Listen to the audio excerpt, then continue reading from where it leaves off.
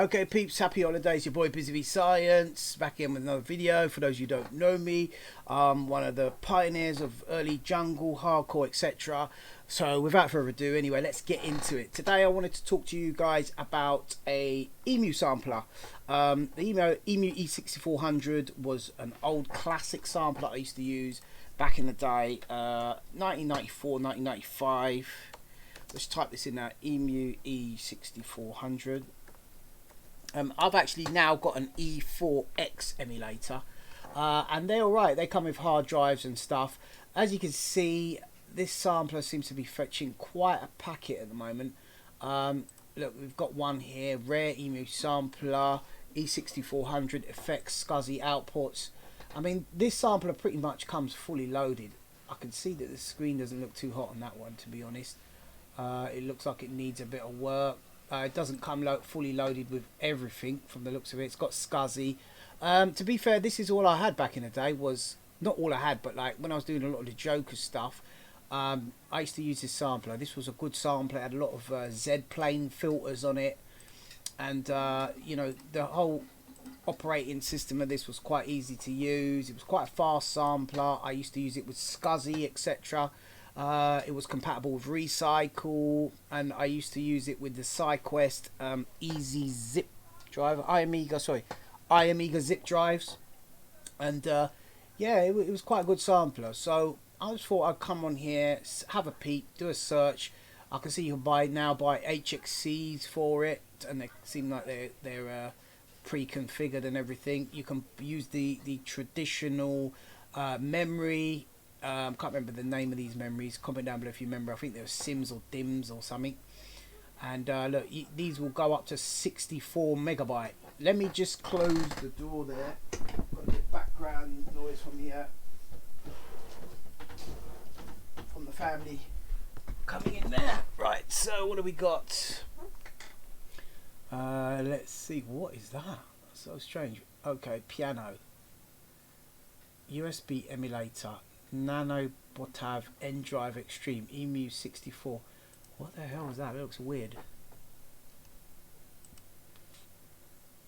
These must be just discs, but they've made it look real fancy on the listing. Pretty cool.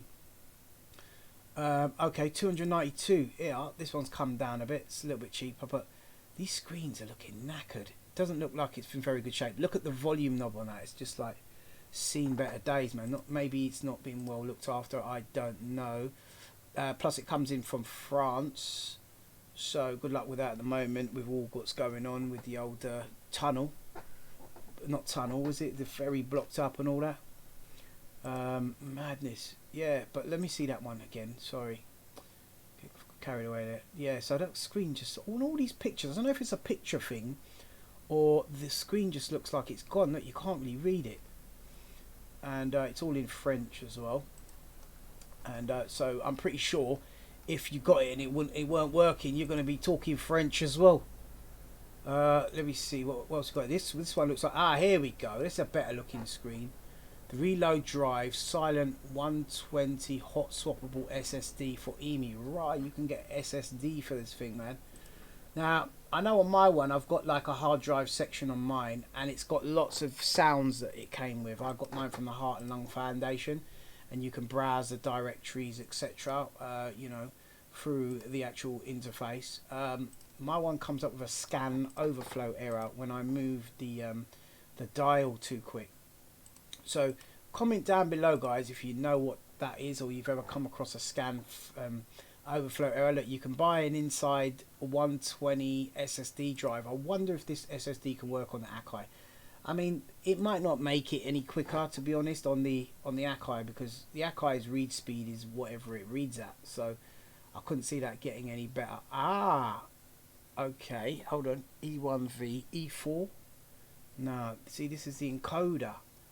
So people sell the encoders for these things. Now I'm wondering if the scan overflow is caused by a faulty encoder, because it seems that these are common, you know, game for when they go, because people seem to be selling, you know, musical instruments encoders. So I'm guessing over time you know, all these years of turning the button all the time, eventually, you know, it wears down. So the ESI 32, that's the smaller samplers. That's another thing, guys. You know, the ESI 32s, because let's go for EMU. What do we type? EMU.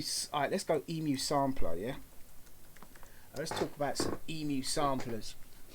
So we got, right, look at this one. This is the E5000. It's not an Ultra, but look, they've pimped it out with one of these. I've got one in my Akai. It's called the Microtech PCMIA reader, and you could get PCMIA to SD as well.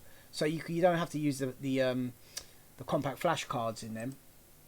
And this is an Ultra. Wow. Okay. So Ultra, I believe, is a little bit more souped up, quicker to use. It's not the 6400, but it's the 5000, 595. You know, maybe you can get this one down a bit. I mean, I don't know what the market value is for these, to be honest, at the moment.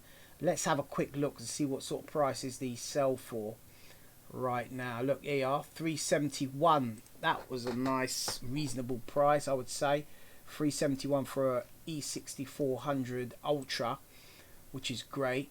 325. Look, you got that reduced price E6400. I wouldn't get anything less than an Ultra, to be honest, because it's just a bit more faster to touch. Look, you got an Ultra 5000, so 335 mark. I'd say what?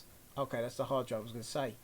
Right, here's another one. This sampler here, I remember I used to know somebody used to have one of these ESI 32s, and they made the ESI 4000 as well, and they were pretty good samplers. I mean, I think it's just a smaller version of, you know, the EMU, a more affordable version, if you like. Look, you can get sound libraries for it.